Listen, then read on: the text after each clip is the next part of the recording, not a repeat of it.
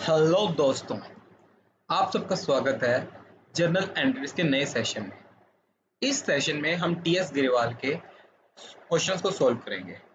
तो इस वीडियो की इस सीरीज में हम question number 1 to question number 5 solve करते हैं जर्नल एंट्रीज के। तो फर्स्ट क्वेश्चन टीएस गिरेवाल का सिंपल जर्नल एंट्री का है। तो देखते हैं पहला question. Business started with cash. Cash के साथ बिजनेस अगर शुरू करते हैं तो कैश बिजनेस के अंदर इन होती है, कैश बिजनेस के अंदर आती है। जब कैश आती है, कैश को अपने करते हैं debit, cash account debit. Against capital आया। जब बिजनेस शुरू किया जाता है तो ओनर बिजनेस में पैसा लगाता है, तो एज अ कैपिटल इंट्रोड्यूस होती है।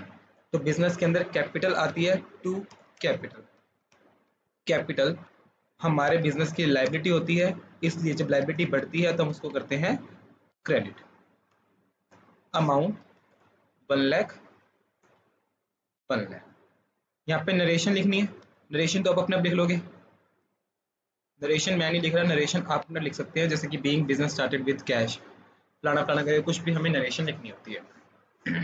Next, goods purchase for cash. अब गुड्स परचेज किए, परचेज हमारे लिए एक्सपेंस होता है, तो परचेज अकाउंट डेबिट हो जाएगा। फॉर कैश परचेज किए तो टू में कैश आ जाएगी, क्योंकि कैश जारी है बिजनेस के पास। अब अमाउंट यहाँ पे गिवन नहीं है, तो अमाउंट हम यहाँ पे ब्लैंक कर देते हैं।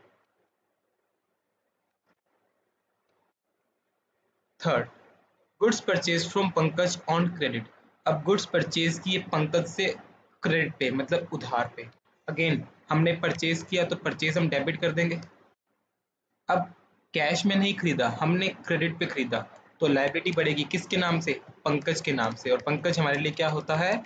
क्रेडिटर। पंकज हमारे लिए क्या है? क्रेडिटर, क्योंकि हमें फ्यूचर में पंकज को पैसा देना पड़ेगा, तो पंकज हमारे लिए बन जाएगा creditor. Amount 18,000 18,000। Next, goods sold to Naresh on credit. हमने नरेश को गुड्स बेचे क्रेडिट पे, तो कैश में नहीं बेचे, तो हम फ्यूचर में नरेश से पैसे लेंगे। नरेश हमारे लिए क्या बन जाएगा? डेटर। नरेश हमारे लिए डेटर होगा, तो नरेश हो जाएगा डेबिट। हमने सेल किया, सेल हमारे लिए होती है इनकम, इनकम को हम करते हैं credit. 9,000 9,000। Goods return to Pankaj. हमने पंकज से गुड्स खरीदे थे, परचेज किए थे, हमने उन गुड्स को रिटर्न कर दिया। जब परचेज करते हैं तो परचेज को करते हैं डेबिट। अब जब परचेज किए गए माल को हम वापस करते हैं तो इसका रिवर्सल करना पड़ता है, इसका उल्टा करना पड़ेगा। तो हमें परचेज को डेबिट की जगह पे अब परचेज को करना पड़ेगा क्रेडिट। तो हम क्रेडिट में लिख देंगे टू परचेज रिटर्न, क्योंकि हमने परचेज का रिटर्न कर दिया। और किसको किया? पंकज को, तो पंकज हो जाएगा debit. Amount 12,000 12,000। Goods return by Naresh. हमने नरेश को गुड्स बेचे थे, हमने पहले सेल किया था, सेल को हमने क्रेडिट किया था। अब वापस आ गया तो सेल हमारी कम हो जाएगी, तो हमने सेल को क्रेडिट किया था, इसका रिवर्सल करना पड़ेगा, इसका उल्टा करना पड़ेगा। तो हमें सेल को डेबिट करना पड़ेगा। Cell return account debit. किससे वापिस आया? नरेश से, तो नरेश 1400 1400। कैश पे टू अजय। हमने अजय को कैश पे कर दिया, तो हमारे पास से कैश गया, कैश गया तो टू में तो आएगा कैश। हमने कैश किसको दिया? अजय को, तो अजय को हमें करेंगे डेबिट। 6,000 6,000। आगे देखते हैं, कमीशन रिसीव्ड। कमीशन रिसीव किया, कमीशन रिसीव हमारे लिए इनकम होती है, इनकम को हमें करना होता है क्रेडिट। To commission received. और कमीशन रिसीव किया, ऑब्वियसली हमने कैश में रिसीव किया होगा, तो कैश हमारे पास बड़ी होगी, कैश को हम डेबिट कर देंगे। अमाउंट 2700 2700। फर्नीचर को परचेज किया, फर्नीचर एसेट होता है, जब एसेट बढ़ता है तो डेबिट होता है, फर्नीचर डेबिट हो जाएगा, क्योंकि फर्नीचर हमारे लिए क्या है? एसेट। और कैश में परचेज किया, क्योंकि यहाँ पे इंफॉर्मेशन गिवन नहीं है क्रेडिट की, कैश में परचेज किया, कैश हो जाएगी क्रेडिट। अमाउंट 7,000 7,000।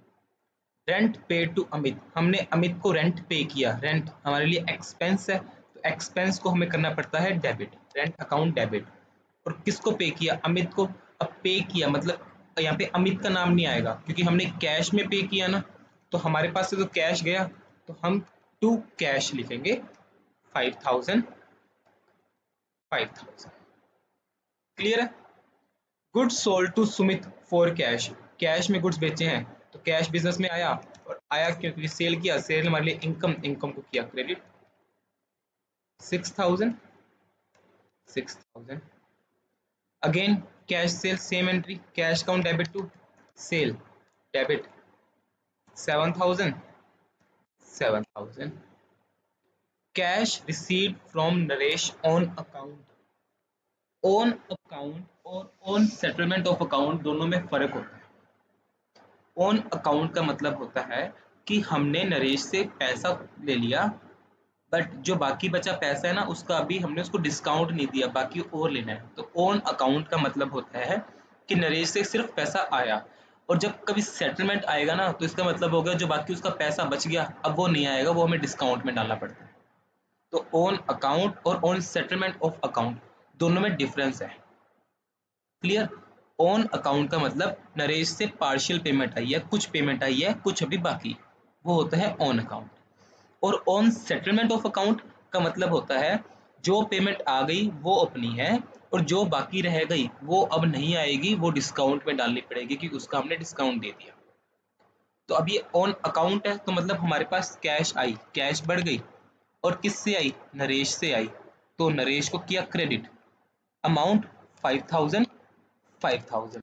तो बाकी बची हुई जो अमाउंट है ना, वो वैसी की वैसी अभी नरेश से लेनी दिखाएगी हमारी बुक्स में, उसका हमें डिस्काउंट नहीं दिखाना होता। सैलरीज पे, सैलरी पे किया, सैलरी हमारे लिए खर्चा, SALARY, सैलरीज को हम खर्चा दिखाएंगे। खर्चे को किया डेबिट और पे किया तो कैश गई टू कैश, अमाउंट 10000 10000। क्लियर है। तो ये था हमारा फर्स्ट क्वेश्चन। कोई डाउट फर्स्ट क्वेश्चन में?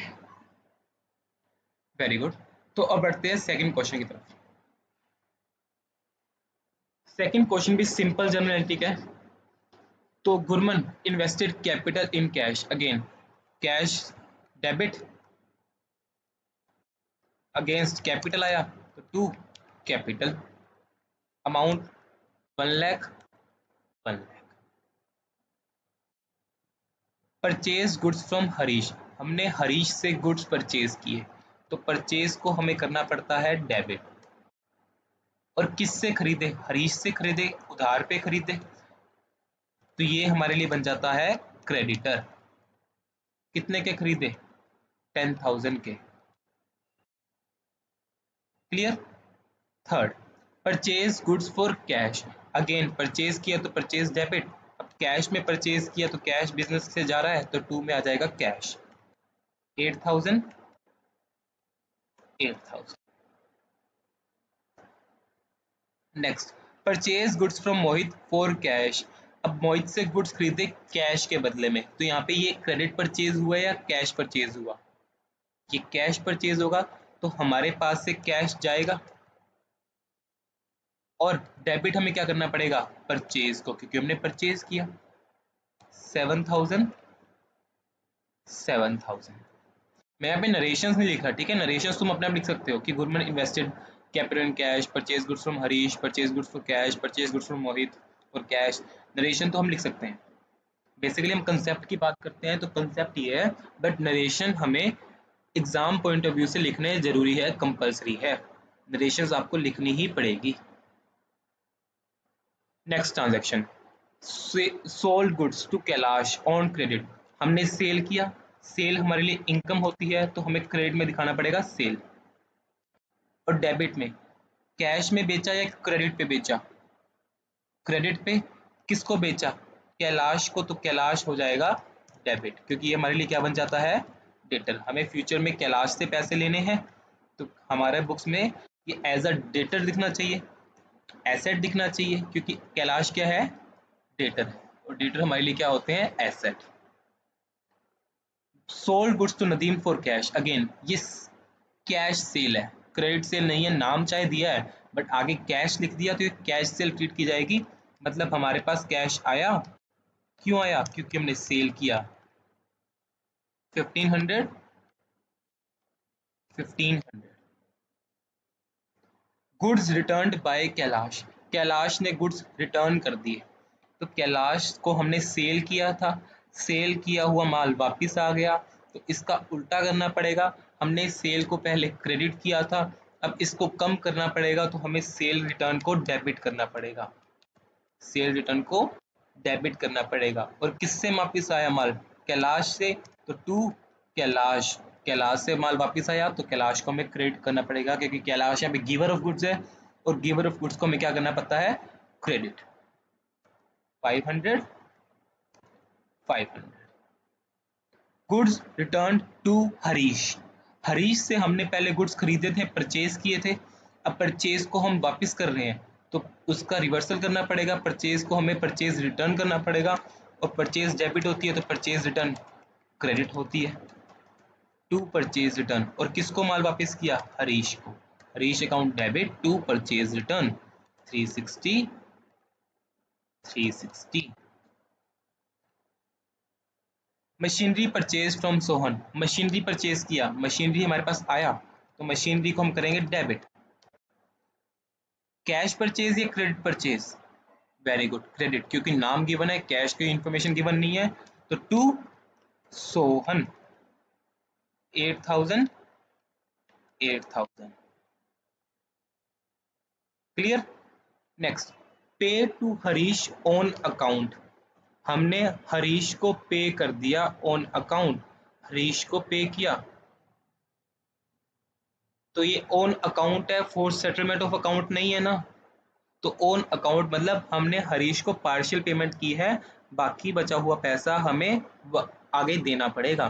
तो इसमें डिस्काउंट की बात नहीं हो रही है, क्योंकि ये ऑन अकाउंट है, ऑन सेटलमेंट ऑफ अकाउंट नहीं है। तो सीधा यहाँ पे हम करेंगे, हरीश को पैसा दिया, Harish is the receiver, receiver को करते हैं डेबिट। टू कैश पे किया तो कैश को करेंगे क्रेडिट 5000 5000।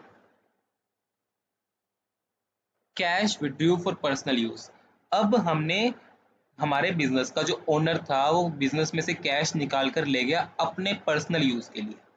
अगर वो अपने पर्सनल यूज के लिए लेकर जा रहा है तो इसका मतलब वो बिजनेस से पैसा निकाल कर लेकर जा रहा है, और बिजनेस से जब ओनर पैसा निकाल कर लेके जाता है हम उसको बोलते हैं ड्रॉइंग्स। तो ड्रॉइंग्स का बैलेंस हमेशा क्या होता है? डेबिट। तो ड्रॉइंग्स को हमें करना पड़ेगा डेबिट, क्योंकि यहाँ पे गुड्स कैश किसको मिल रही है? ओनर को मिल रही है, तो यहाँ पे ओनर क्या बन जाता है? रिसीवर। रिसीवर को करना होता है डेबिट। तो अपनी बुक्स में अपना नाम कभी नहीं दिखता, अगर वो पैसा लेकर आता है तो कैपिटल, लेकर जाता है तो ड्रॉइंग्स। तो यहाँ पे ड्रॉइंग्स के नाम से हम उसको कर देंगे डेबिट। टू क्या लेकर जा रहा है? कैश, तो हमारे पास से कैश जाएगा 5000 5000। ओल्ड न्यूज़पेपर सोल्ड, हमने न्यूज़पेपर बेच दिया तो पैसा आ गया। क्या बेचा? टू ओल्ड न्यूज़पेपर, या सिर्फ न्यूज़पेपर भी लिख सकते हैं। ठीक है, कितने का बेचा? 200 का, 200 200। Received loan from Mohan and deposited in bank, Mohan से हमने लोन लिया और जो पैसा आया उसको हमने बैंक में डिपॉजिट करवा दिया। तो हमारा कैश का बैलेंस नहीं बढ़ेगा, बैंक का बैलेंस बढ़ेगा, क्योंकि पैसा बैंक में जमा हो गया। तो बैंक अकाउंट तो हो जाएगा डेबिट। क्यों आया? क्योंकि हमने मोहन से क्या लिया? Loan. To Mohan's loan, amount 50,000 50,000। Clear? तो ये था हमारा सेकंड क्वेश्चन। आया सबको समझ? अब आगे बढ़ते हैं थर्ड क्वेश्चन की तरफ। ये भी सिंपल जर्नल एंट्री का क्वेश्चन है, आओ फटाफट से इसको भी कर लेते हैं। Amitabh started business with cash, business शुरू किया कैश के साथ, तो cash account debit. To capital, जब ओनर बिजनेस में पैसा डालता है उसको बोलते हैं कैपिटल, और कैपिटल को करते हैं हम credit 80,000 80,000। Furniture purchase from modern furniture for cash, तो यहाँ पे फर्नीचर परचेज किया कैश के लिए, तो यहाँ पे मॉडर्न फर्नीचर की हमें कोई बात ही नहीं करनी, तो हम सीधा फर्नीचर अकाउंट करेंगे डेबिट, 2 में करेंगे कैश, क्योंकि कैश में खरीदा 10,000 10,000 डिपॉजिटेड इनटू बैंक, हमने बैंक में पैसा जमा करवा दिया, तो हमारे पास से कैश कम हो गया और बैंक का बैलेंस बढ़ गया, तो बैंक को हम डेबिट कर देंगे और कैश को हम क्रेडिट कर देंगे, क्योंकि कैश चला गया 30,000 30,000 परचेज गुड्स फॉर कैश, हमने गुड्स खरीदे अगेंस्ट कैश, तो परचेज को करेंगे डेबिट और कैश को करेंगे credit 5,000 5,000 purchase goods on credit from Hari, again purchase की बात हो रही है तो परचेज को करेंगे हम डेबिट, अब ये कैश परचेज नहीं है, ये क्रेडिट परचेज है, तो 2 में हमें लिखना पड़ेगा हरी। अब यहाँ पे ना एक बात ध्यान रखना, जब भी किसी पर्सन का नाम आता है तो हम हरी अकाउंट नहीं लिख सकते, या तो सिर्फ हरी लिख दो, पर्सन का नाम लिख दो, या अगर अकाउंट लिखना है तो हरीज अकाउंट करके लिखना पड़ता है। जब भी किसी पर्सन का हमें नाम लिखना है बुक्स में, तो हम सिर्फ नाम भी लिख सकते हैं, या हरीज अपोस्ट्रोफी एस लगा के आगे अकाउंट लगाएंगे, सिर्फ हरी अकाउंट ऐसे हम नहीं लिख सकते, तो हम यहाँ पे हरीज अकाउंट कर देते हैं 4,500 4,500 purchased goods from Suresh for cash, हमने गुड्स खरीदे सुरेश से बट कैश में खरीदे, तो यहाँ पे सुरेश का नाम हम नहीं लिखेंगे अपनी बुक्स में, हम सीधा परचेज को करेंगे डेबिट, तो कैश हमारे पास चला जाएगा 3,000 3,000 purchase goods from Ajay, purchase किया परचेज अकाउंट डेबिट, किससे खरीदा अजय से खरीदा, क्रेडिट पे खरीदा, क्योंकि यहाँ पे कैश की कोई बात नहीं हो रही, तो हम 2 अजय लिख के अमाउंट डाल देंगे 4,000 सोल्ड गुड्स फॉर कैश, अब हमने गुड्स बेचे हैं तो पैसा आएगा, पैसा आएगा तो पैसा होगा डेबिट 2, क्यों आया क्योंकि हमने सेल किया, सेल इनकम, इनकम को करेंगे क्रेडिट 2 सेल 7,000 7,000 क्लियर है। नेक्स्ट सोल्ड गुड्स टू करीम, हमने गुड्स बेचे बट कैश में नहीं बेचे, अब यहाँ पे सिर्फ पार्टी का नाम गिवन है, करीम का नाम गिवन है, तो कैश की इंफॉर्मेशन गिवन नहीं है, तो ये क्रेडिट सेल मानी जाएगी, तो इसमें हमें पार्टी का नाम लिखना पड़ेगा Karim account debit 6,500 to sale account 6,500 sold goods to Ganesh for cash, अब ये कैश सेल या credit sale, very good cash sale, क्योंकि हमें कैश की इंफॉर्मेशन गिवन है, कैश बताया गया है, अगर कैश नहीं होता तो हम इसको क्रेडिट मानते हैं, अब जब नेम और कैश दोनों गिवन हो ना तो हम इसको कैश कंसीडर करते हैं, तो cash account debit 5,000 to sale account 5,000 sold goods to Bansi, again ये क्रेडिट सेल है, तो Bansi account debit 3,500 to sale account 3,500 withdrew from bank for office use, हमने बैंक से पैसा निकाला, क्यों निकाला क्योंकि हमने ऑफिस के लिए, तो बैंक का बैलेंस कम हो गया, कैश का बैलेंस बढ़ गया, तो कैश को बढ़ा दो, कैश को कर दो डेबिट, बैंक को कम कर दो, बैंक को कर दो क्रेडिट, जब भी एसेट को बढ़ाना हो तो बढ़ाने के लिए डेबिट करते हैं, एसेट को कम करना हो तो एसेट को कम करने के लिए क्रेडिट करते हैं, तो कैश बढ़ी, कैश हुई डेबिट, बैंक का बैलेंस कम हुआ तो बैंक हुआ क्रेडिट, कितने से 5,000 5,000 करीम पेड ऑन अकाउंट, करीम ने पे किया, ऑन अकाउंट है, यहाँ पे डिस्काउंट की बात नहीं होगी, यहाँ पे डिस्काउंट की बात नहीं होगी क्योंकि ये सेटलमेंट ऑफ अकाउंट नहीं गिवन, ये सिर्फ अकाउंट की बात कर रहा है, तो कैश आएगा, कैश अकाउंट डेबिट 2 किससे आ रहा है करीम से 5,000 5000।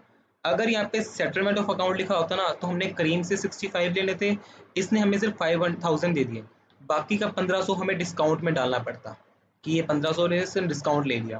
बट यहाँ पे सेटलमेंट की बात ही नहीं हो रही, यहाँ पे सिर्फ अकाउंट की बात हो रही है, तो हम यहाँ पे डिस्काउंट की बात नहीं करेंगे। तो यहाँ पे मैं लिख देता हूँ no discount as amount paid is not for settlement. Clear, यहाँ पे डिस्काउंट की बात नहीं होगी क्योंकि अमाउंट पे उसने सेटलमेंट में नहीं की। रेंट पेड फॉर रेजिडेंस, अब रेजिडेंस का मतलब क्या हो गया, ऑफिस का किराया थोड़ा ना दिया, हमने घर का किराया दिया, और घर कौन किसका, मालिक के घर का किराया। तो यहाँ पे बिजनेस का खर्चा नहीं है ना, ये पर्सन का खुद का खर्चा है। तो ये मतलब ये माना जाएगा कि रेंट पे किया बिजनेस से, मतलब बिजनेस की तो कैश गई, बट ये खर्चा बिजनेस का नहीं होगा, ये खर्चा होगा ओनर का। तो हमें इसे ड्राइंग्स में दिखाना पड़ेगा, drawings account debit to cash, क्योंकि ये अज्यूम किया जाता है कि रेजिडेंस का मतलब घर का खर्चा, तो बिजनेस में घर की जरूरत तो पड़ती नहीं है, तो घर किसका होगा, ओनर का। तो इसलिए ओनर पैसा निकाल कर लेकर गया, मतलब ड्राइंग्स की उसने। तो ड्राइंग्स अकाउंट डेबिट 6000।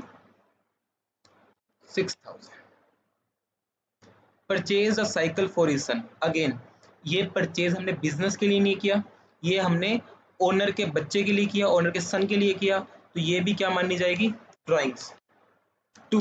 अब बिजनेस से कैश गया होगा क्योंकि उसने परचेज किया तो कैश पे किया होगा, तो टू में कैश 3000। लास्ट पे टू अजय इन सेटलमेंट, अब ये सेटलमेंट की बात कर रहा है, अब ये सेटलमेंट की बात कर रहा है, और जब सेटलमेंट की बात कर रहा है तो आपके दिमाग में सबसे पहले आ जाना चाहिए कि डिस्काउंट की बात हो रही है यहाँ पे।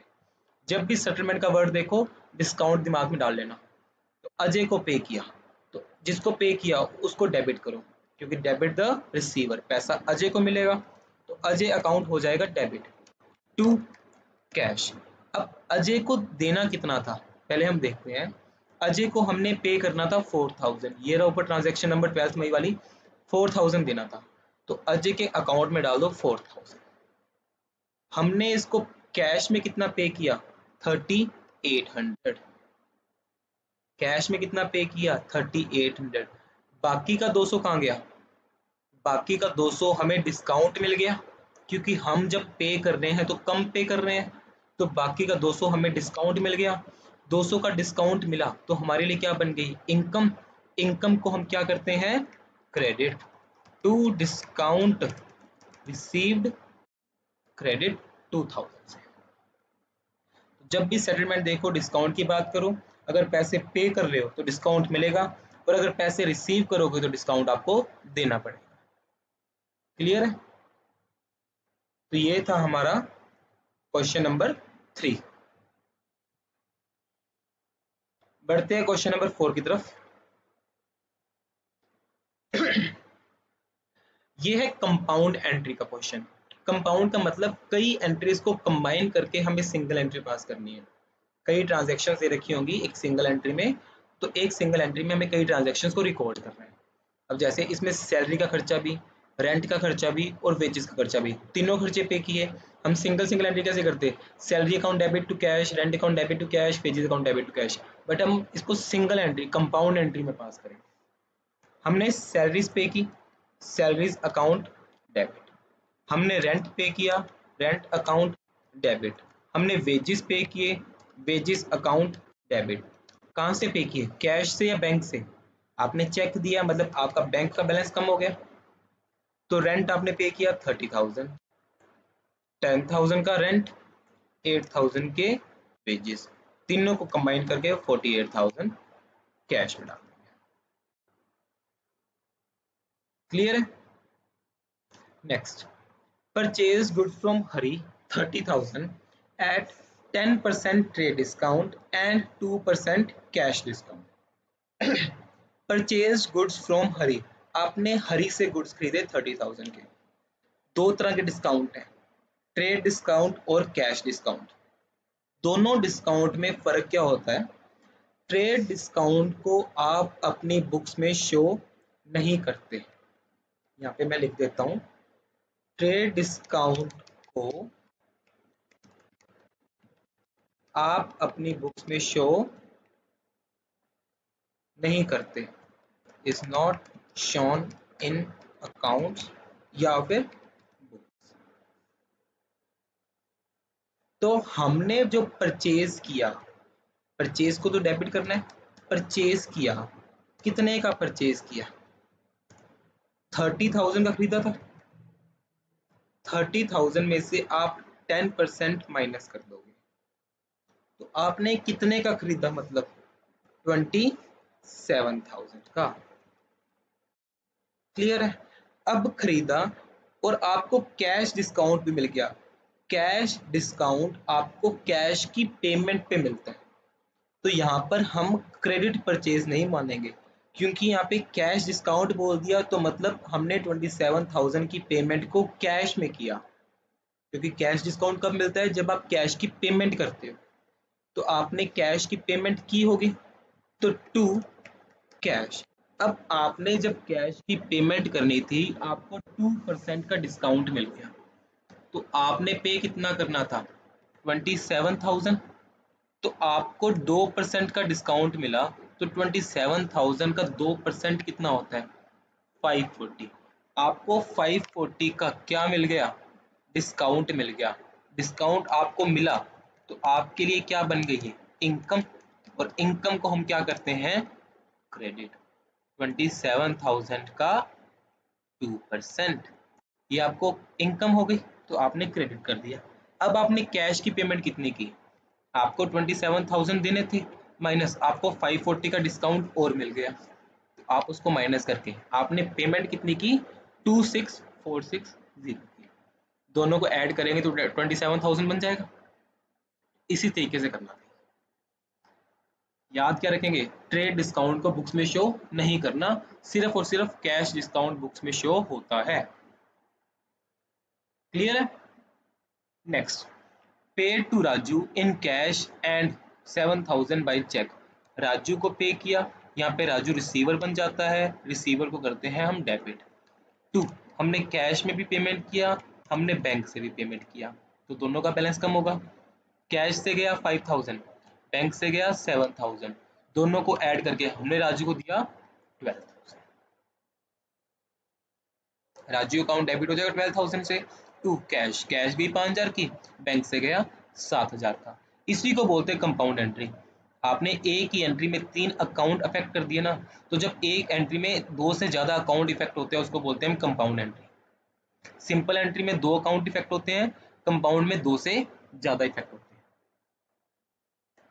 नेक्स्ट, 18 अप्रैल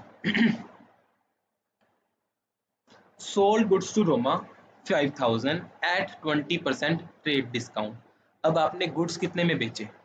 5,000 में, बट आपने डिस्काउंट दिया कौन सा? Trade discount 20%। ट्रेड डिस्काउंट को बुक्स में शो नहीं करना, ट्रेड डिस्काउंट को बुक्स में शो नहीं करना, तो आपके लिए सेल कितने की हुई? 5,000 माइनस 20%, तो 5,000 का 20% कितना होता है? 1,000। तो आपकी सेल कितने की हुई? 4,000 की। Clear? And 3% cash discount. Cash discount आपको कैश की पेमेंट या कैश की रिसिप्ट मिलता है? सिर्फ कैश पे मिलता है। अब इसमें से ये कह रहे हैं half of the payment was received immediately. 4,000 लेने थे, 4,000 का हाफ आपको मिल गया, मतलब आधा मिल गया, आधा नहीं मिला। जो नहीं मिला उसको हम रोमा के नाम से डाल देंगे, अभी भी हमने रोमा से लेने हैं। और कितना मिल गया वो हम डाल देंगे कैश में। अब मिला कितना? 4,000 में से 2,000 आपको मिला, बट 2,000 जो मिला उस पर भी आपने 3% का डिस्काउंट दे दिया, तो 2,000 में से हम 3% को कर देंगे माइनस। 2,000 का 3% कितना होता है? 2,000 का 3% होता है 60 रुपए।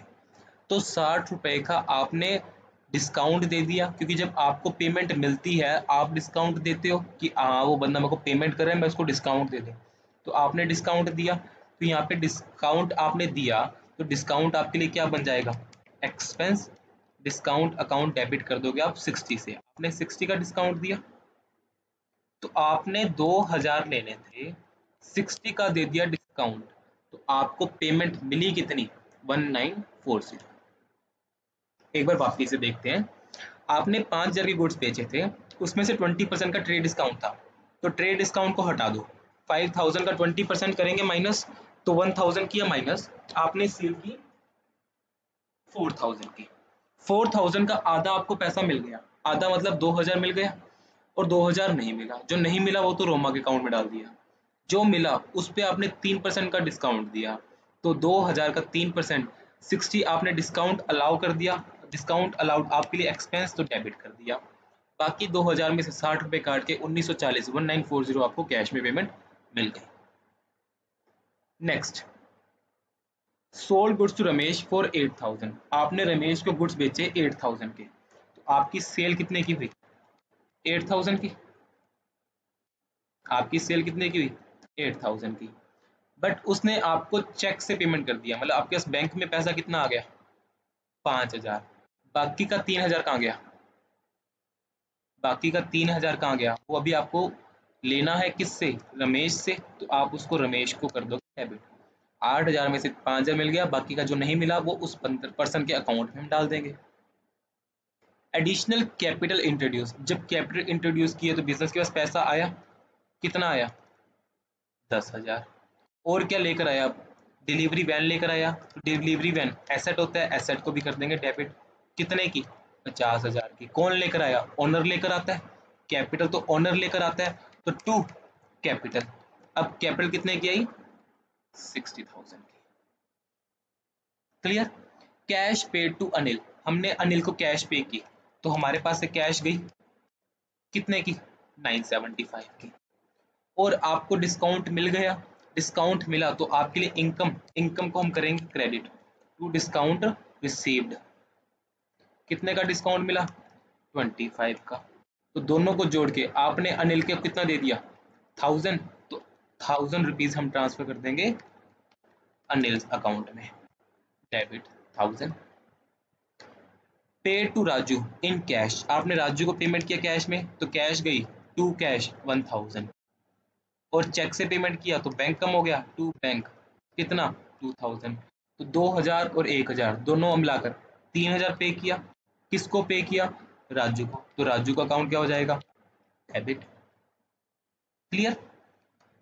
Last, paid 4800 to Mohan in settlement of his account, Mohan को आपने पे किया 4800, तो आपके पास से अगेन कैश जाएगी, कितने की, 4800 की कैश गई, बट आपने मोहन को देना कितना था, मोहन को आपने देना कितना था, 5000, तो Mohan account debit to cash, अब यहाँ पे 200 का फर्क है ना, मतलब 5000 आपने देना था, आपने दिया कितना, 4800, वो भी सेटलमेंट में, तो मैंने बताया था जब भी सेटलमेंट का नाम आ जाए तो क्या दिमाग में आना चाहिए, डिस्काउंट, मतलब 200 का आपको क्या मिला, डिस्काउंट, डिस्काउंट मिला, रिसीव हुआ तो हमारे लिए इनकम, तो डिस्काउंट रिसीव्ड हम कर देंगे क्रेडिट 200 से, क्लियर है।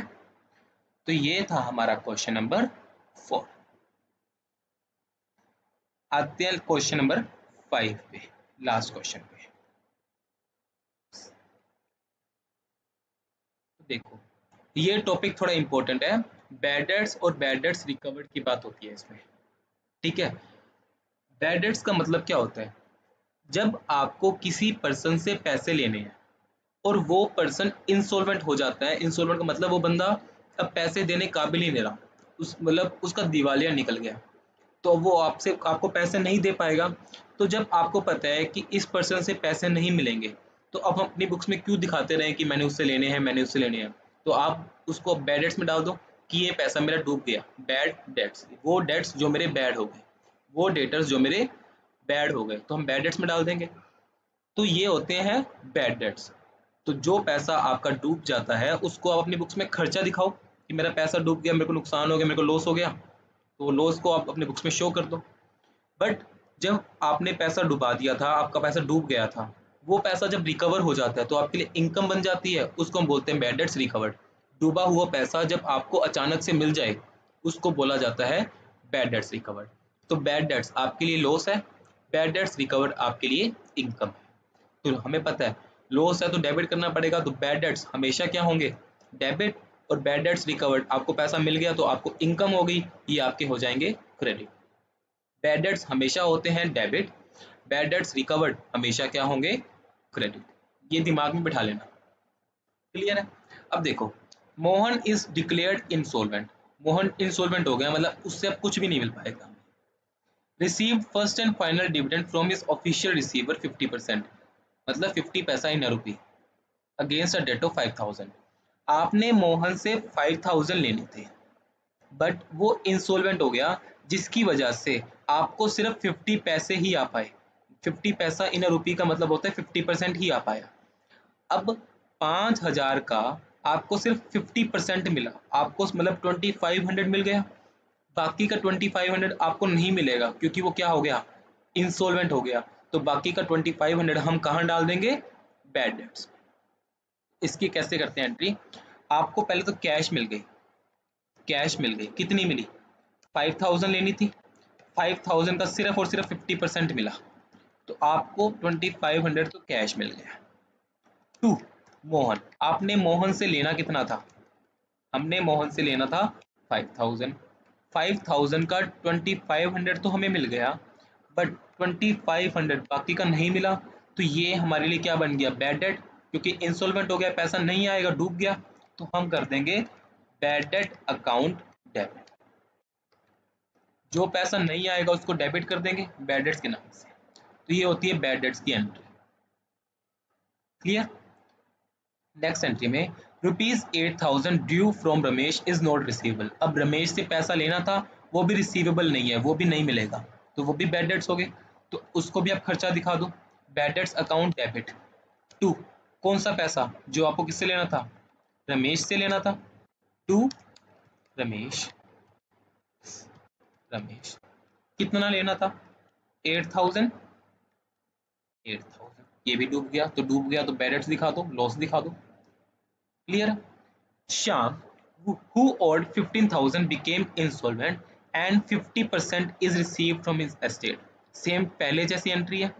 श्याम जिससे आपने 15,000 रुपए लेने थे इंसॉल्वेंट हो गया, मतलब वो डूब गया पैसा, बस आपको सिर्फ 50% ही मिल पाया, तो 50% मिला, 50% मिला उसको तो डाल दो कैश में, कैश अकाउंट डेबिट, किसका 50%, 15,000 का मिल गया, तो कितना मिल गया 7500, बाकी का 7500 हम कहाँ डाल देंगे, बैड डेट्स में, क्योंकि अब नहीं मिलेगा, नहीं मिलेगा तो लॉस हो गया, लॉस हो गया तो बैड डेट्स में डाल दो।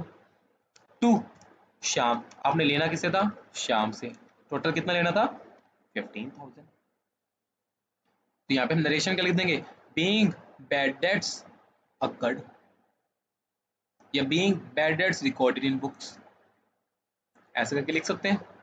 Last, received 10,000 in cash from Sohan for bad debts written off last year। अब सोहन से हमने कुछ रुपए लेने थे, वो हमने लास्ट ईयर पिछले साल बैड डेट्स में डाल दिए, तो सोहन का पैसा हमने पिछले साल बैड डेट्स में डाल दिया होगा, मतलब ऐसी एंट्री हम पिछले साल पास कर चुके होंगे, हम bad debts account debit to Sohan करके लास्ट ईयर एंट्री पास कर चुके हैं, बट अचानक से अब हमें 10,000 मिल गया, तो सोहन का पैसा हम बैड डेट्स में डाल चुके थे, वो पैसा जो हमें नहीं मिलने वाला था, बट जब वो पैसा अचानक से मिल गया तो हमारे लिए बैड डेट्स रिकवर हो गया। डूबा हुआ पैसा जब आपको मिलता है तो आपके लिए इनकम होती है, तो इनकम को हम क्या करते हैं, क्रेडिट, तो हम क्रेडिट कर देंगे टू बैड डेट्स रिकवर्ड। डूबा हुआ पैसा आया ना, तो बैड डेट्स रिकवर्ड के नाम से लिखेंगे, और जब पैसा आया तो कैश आई, कैश को करेंगे डेबिट, 10,000, 10,000। अब यहाँ पर हम cash account debit to Sohan नहीं कर सकते, क्योंकि सोहन से जो पैसे हमने लेने थे ना, वो लास्ट ईयर हम बैड डेट्स में ट्रांसफर कर चुके हैं, मतलब हम अपनी बुक्स में से सोहन का नाम हटा चुके हैं, तो वापिस से अब हम सोहन का नाम नहीं लिखेंगे। हमने पहले सोहन के पैसे को लॉस दिखा दिया था कि वो नहीं आएगा, बैड डेट्स दिखा दिया था, तो अब सोहन से पैसा आ रहा है ना, वो बैड डेट्स रिकवर्ड के नाम से जाएगा, सोहन के नाम से नहीं जाएगा, तो यहाँ पर हम सोहन का नाम नहीं लिख सकते, सोहन का नाम नहीं लिख सकते, इसको रेड कलर में लिख देते हैं कि यहाँ पे हम सोहन का नाम नहीं लिख सकते, ठीक है, सोहन का नाम नहीं लिख सकते, कैन नॉट राइट सोहन, क्योंकि डूबा हुआ पैसा जब आता है तो डूबा हुआ पैसा हमारे लिए इनकम बनता है, तो इनकम को हमें बैड डेट्स रिकवर्ड अकाउंट के नाम से दिखाना पड़ता है। क्लियर है? तो हम क्वेश्चन नंबर 1 to 5 सॉल्व कर चुके हैं। तो उम्मीद है आप सबको समझ आया होगा। तो आज की वीडियो में इतना ही। नेक्स्ट वीडियो में हम आगे के कुछ और क्वेश्चन सॉल्व करेंगे। तो अभी के लिए इतना ही। Good bye.